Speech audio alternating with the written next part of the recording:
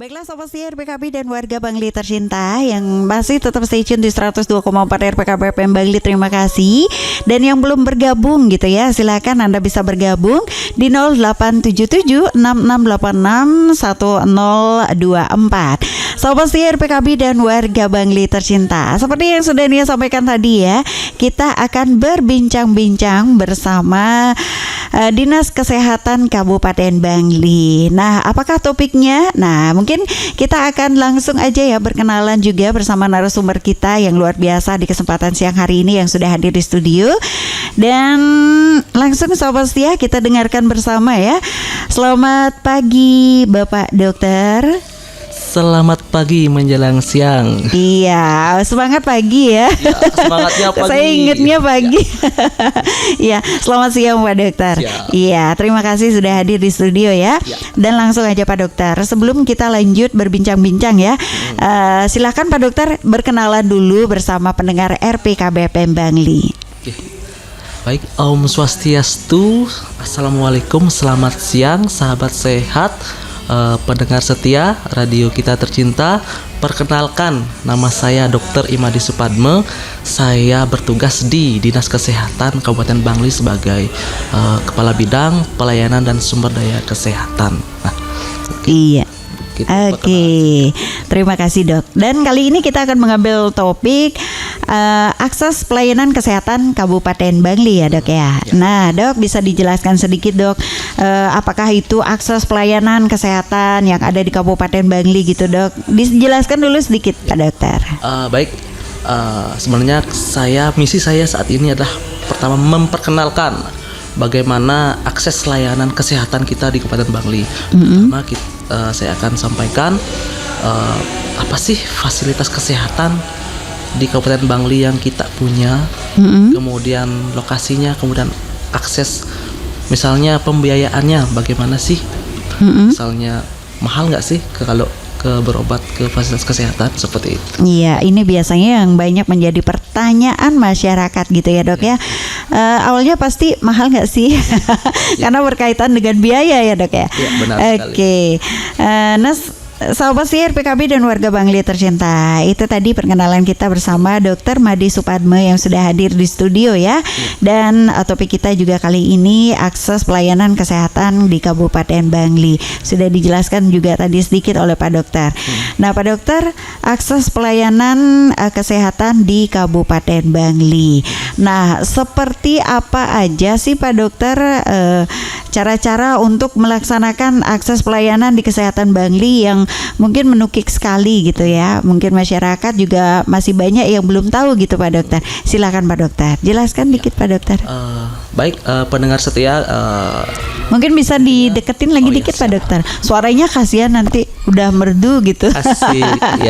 Iya, silakan Pak Dokter. Kita di Kabupaten Bangli punya fasilitas kesehatan yang lumayan lengkap ya. Mulai dari fasilitas kesehatan primer atau fasilitas kesehatan tingkat pertama, kita punya 12 puskesmas yang tersebar di 4 kecamatan di Kabupaten Bangli. Iya, di antaranya Dok. Ya, itu kalau di Kecamatan Bangli ada 2 puskesmas Bangli yang ada di Taman Bali, kemudian puskesmas Bangli Utara yang ada di Desa Pengotan. Iya. Kemudian yang lainnya tersebar di 3 kecamatan lainnya.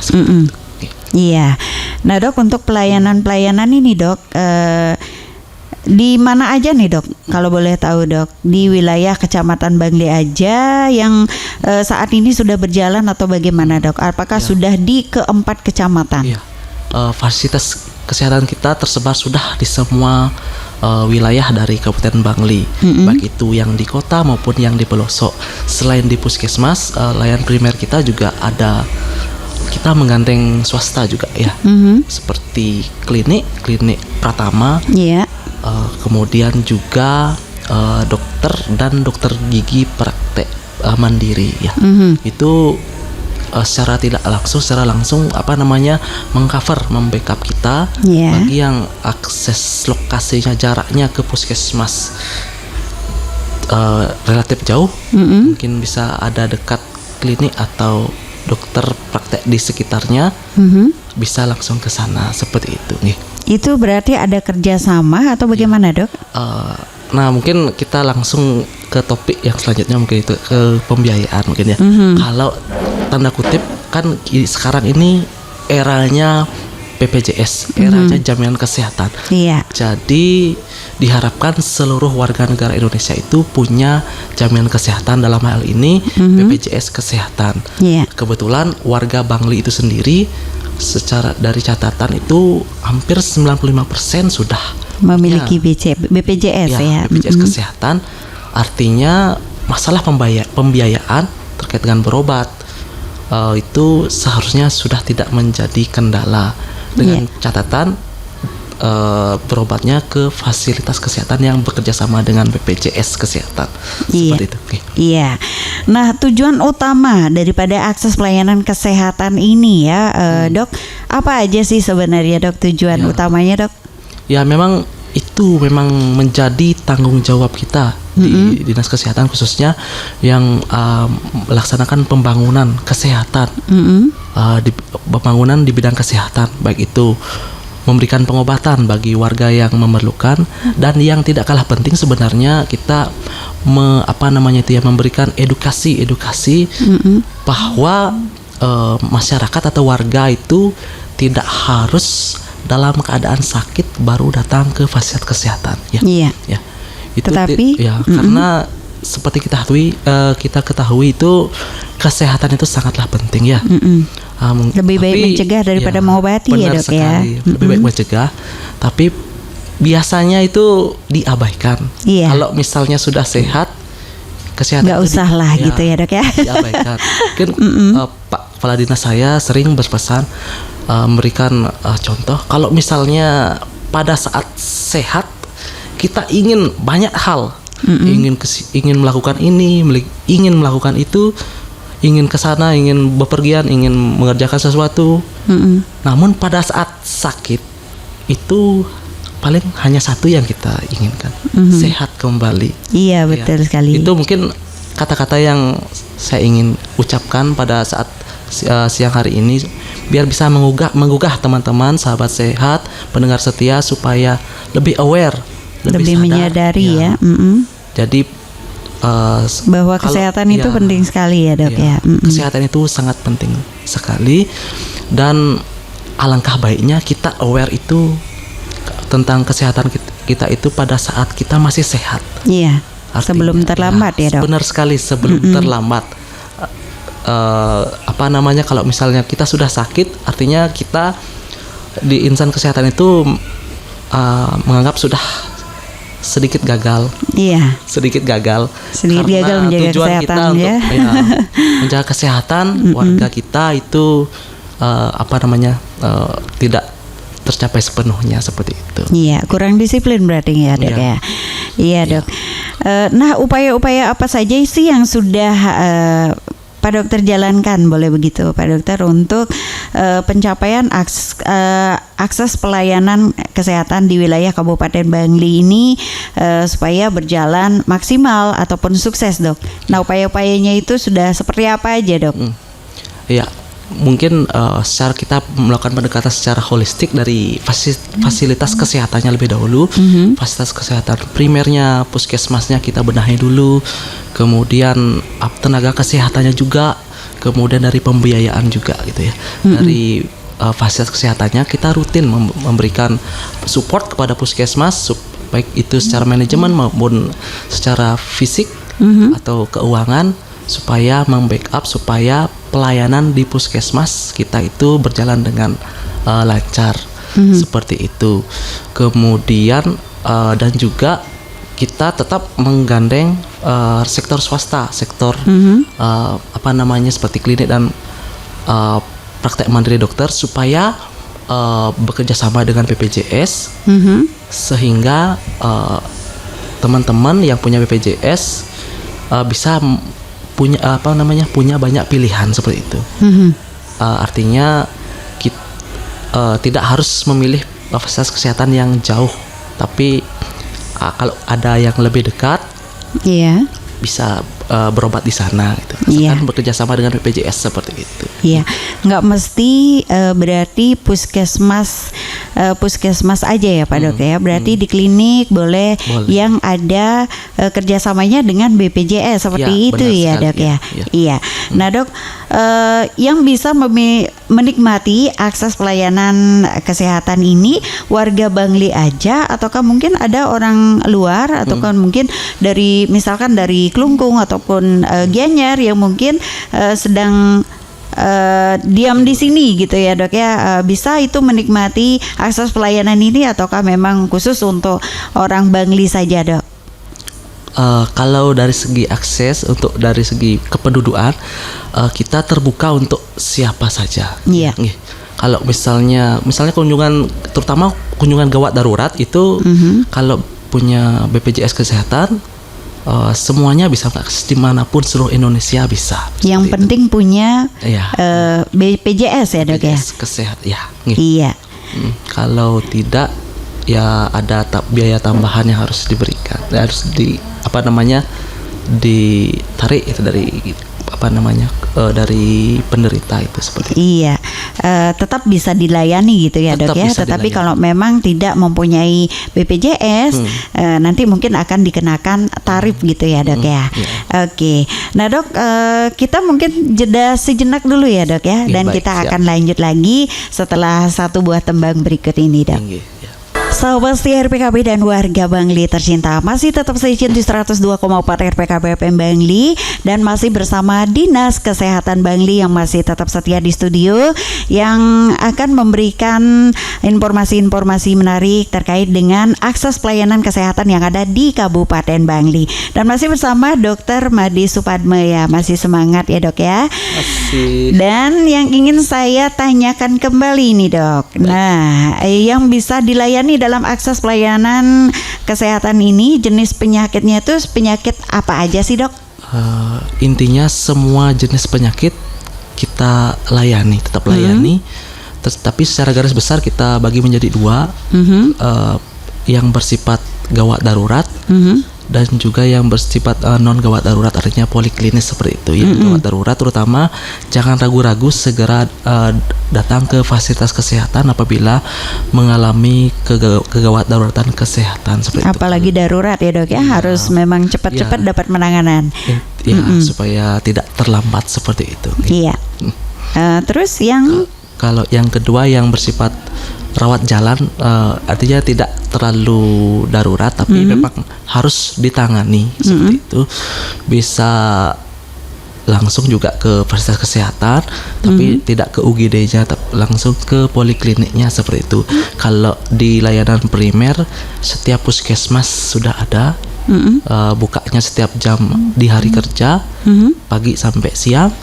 Kemudian di praktek swasta biasanya setiap sore, kemudian di klinik ada yang 12 jam jam kerjanya. Kalau fasilitas layanan rujukan, UGD-nya melayani kegawat daruratan 24 jam yang jelas. Kemudian layanan polikliniknya ada yang pagi, ada yang sore seperti itu. Jadinya ya intinya setiap saat pelayanan kesehatan itu selalu siap melayani ya. Warga Bangli seperti itu. Siap. Iya. Nah ini sekarang ini kan zamannya udah yang online seperti itu ya Dok ya. Nah untuk pendaftarannya Dok, ini isi daftar dulu ataukah langsung datang atau bagaimana nih Dok? Nah untuk kalau misalkan pakai pendaftaran seperti itu Dok, bagaimana cara pendaftarannya Dok? Mungkin masyarakat ada yang penasaran gitu, secara online ataukah datang langsung, daftar langsung atau bagaimana Dok? Nah untuk yang di puskesmas dan rumah sakit, biasanya setiap puskesmas dan rumah sakit sudah ada pendaftaran online-nya.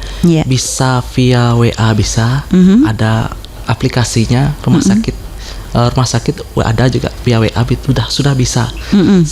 Hanya tinggal komunikasikan saja ke ke fasilitas kesehatan tempat biasanya warga Bangli tercinta ini berobat seperti itu. Biasanya sudah ada.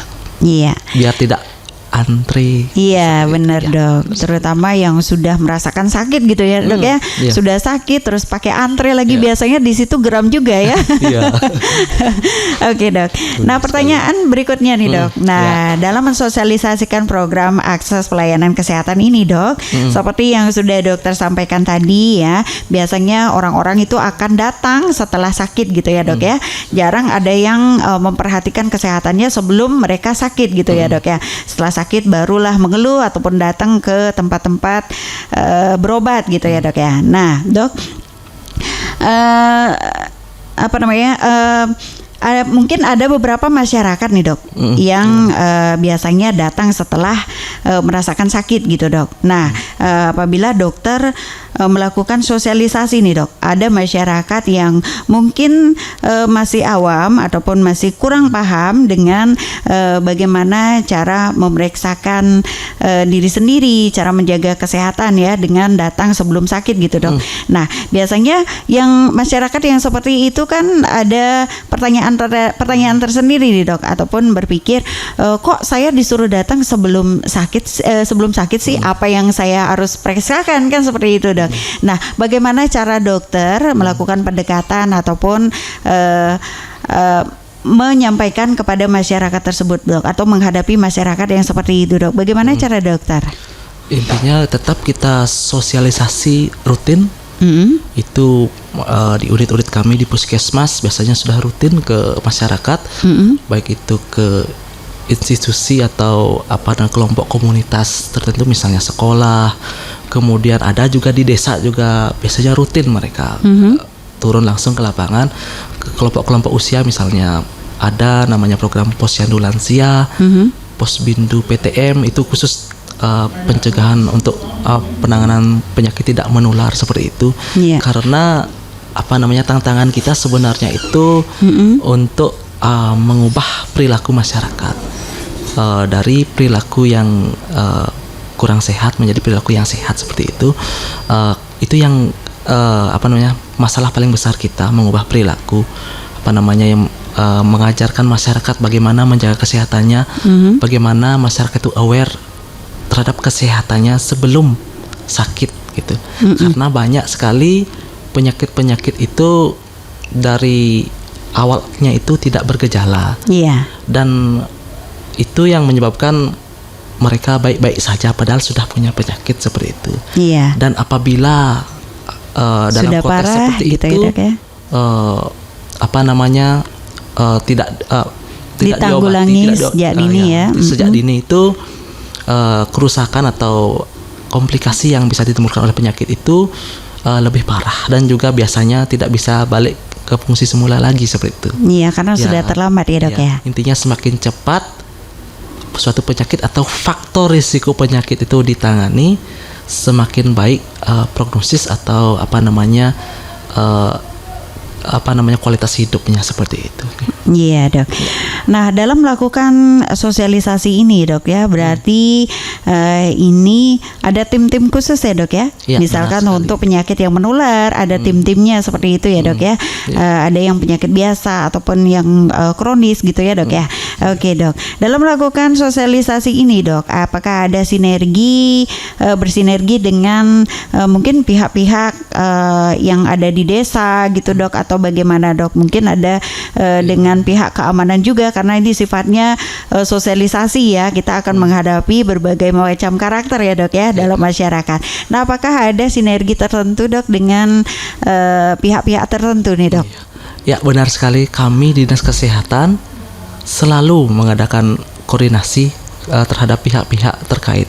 Misalnya kalau di desa tetap kami, misalnya puskesmas selalu berkomunikasi dengan pihak desa, pihak baik itu adat ataupun dinas dalam melaksanakan kegiatan, karena mau tidak mau kita memang tugasnya kita dari bidang kesehatan, tapi yang punya wilayah beliau-beliau, yang punya masa atau penduduk beliau-beliau. Iya. Jadi mau tidak mau kita harus komunikasi dan koordinasi terhadap pihak-pihak tersebut, sehingga apa yang menjadi tujuan kita bersama, meningkatkan derajat kesehatan masyarakat Bangli pada khususnya itu terlaksana seperti itu. Biar lancar ya dok Iya, ya, benar lancar sekali. dan sukses. Benar. Nah karena ini juga untuk membantu masyarakat ya dok ya, untuk menyadari betapa pentingnya kesehatan gitu ya dok ya. Iya. Oke dok, nah ini juga yang mau saya tanyakan ini dok. Kendala-kendala lainnya dok, selain itu dok, selain yang sudah dokter sampaikan tadi, adakah kendala-kendala yang pernah dokter temui dok, seperti apa gitu dok, kendala-kendala lainnya dok, bisa dijelaskan dok? Kalau kendala yang signifikan sekali sih enggak ya, paling mungkin itu tadi yang ya mungkin 1-2 orang yang ya gimana ya, yang mungkin belum paham ya dok ya, bagaimana sudah caranya dilakukan menjaga komunikasi, kesehatan. disampaikan berulang kali tetap saja seperti itu, artinya Masih bandel ya dok iya, ya. benar sekali. Karena itu sudah kadung punya kebiasaan yang tidak sehat seperti itu. Jadinya ya, atau mungkin mereka juga nak berdaya sebenarnya untuk mengubah perilakunya. Kebiasaan. Karena itu hal yang paling sulit kita itu, mengubah perilaku yang sudah biasa kita lakukan.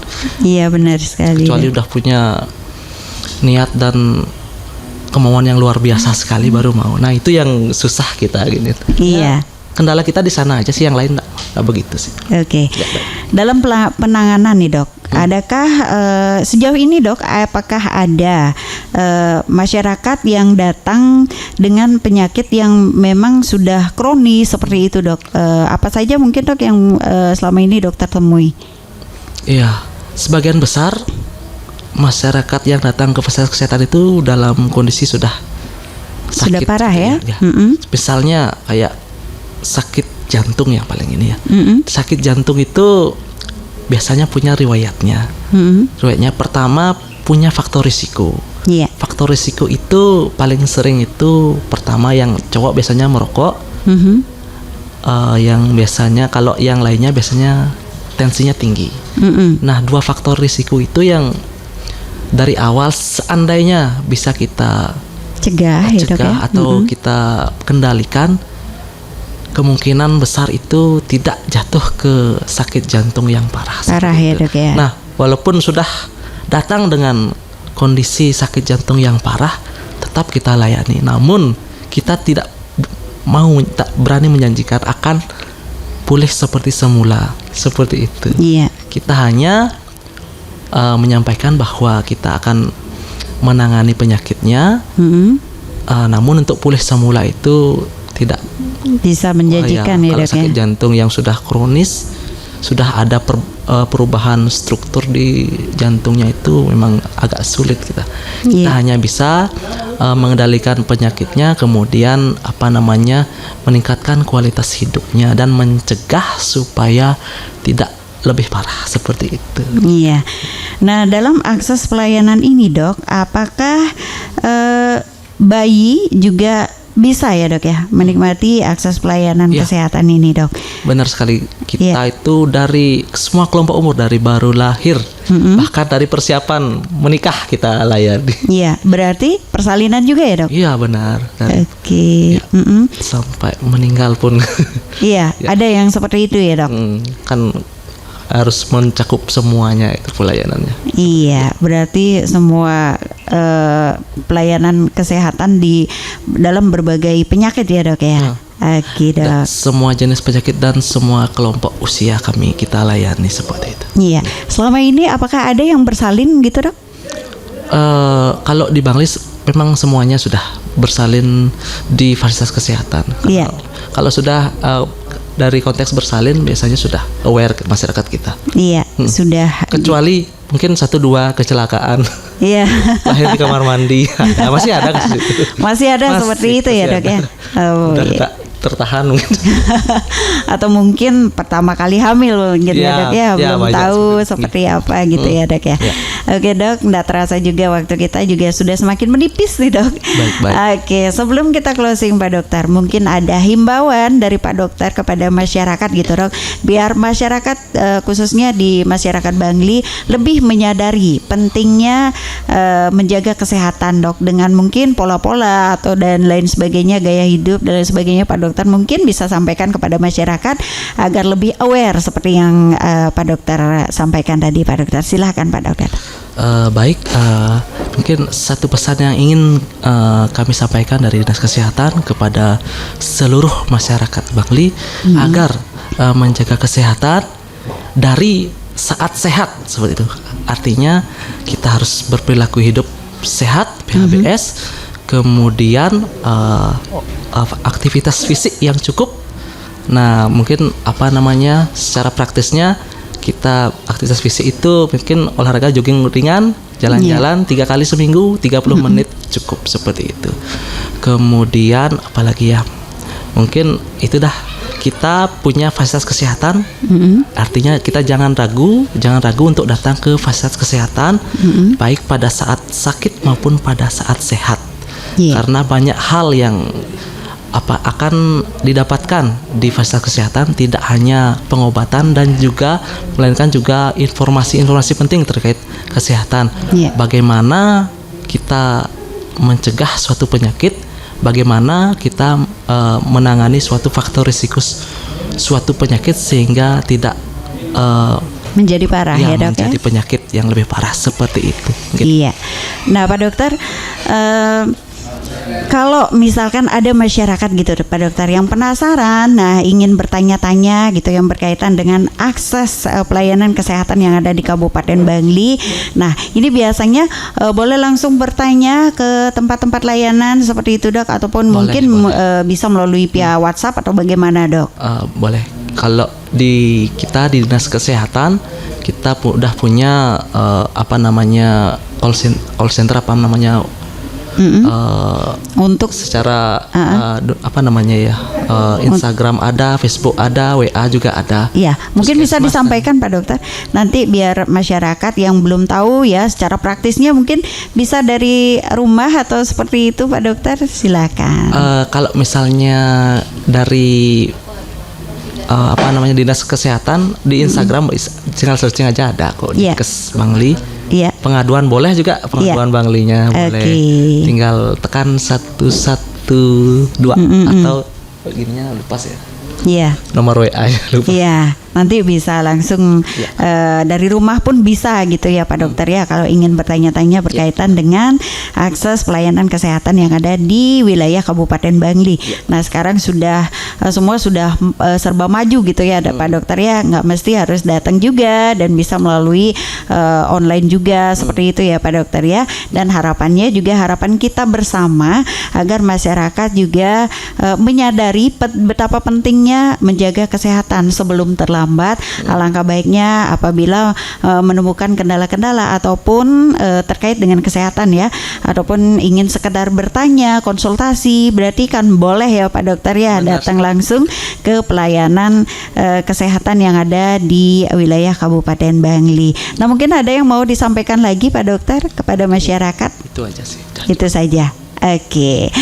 Dan baiklah sobat siar PKB dan warga Bangli tercinta, demikianlah bincang-bincang saya ya bersama Bapak Dr. Madi Supadme yang banyak sekali sudah menyampaikan gitu ya hal-hal yang berkaitan dengan akses pelayanan kesehatan yang ada di wilayah Kabupaten Bangli.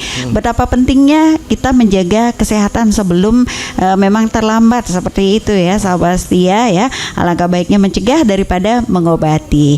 Dan baiklah sobat siar PKB dan warga Bangli tercinta, tak terasa juga ya hampir 1 jam kita sudah berbincang-bincang ya berkaitan dengan akses pelayanan kesehatan yang ada di wilayah Kabupaten Bangli bersama Bapak Dr. Madi Supadme. Terima kasih banyak Pak Dokter. Sama-sama. Iya, mungkin lain kali kita akan bertemu lagi, kita akan berbincang-bincang lagi dengan topik yang mungkin berbeda juga ya Pak Dokter ya. Terima kasih sekali lagi Pak Dokter. Baiklah sobat siar PKB dan warga Bangli tercinta ya, sudah dijelaskan banyak sekali ya sahabat setia hal-hal yang berkaitan dengan akses pelayanan kesehatan di wilayah Kabupaten Bangli. Mudah-mudahan bermanfaat untuk Anda semua dan tetap stay tune di 102,4 RPKB FM Bangli. Kita akan kembali setelah satu buah tebang berikut ini.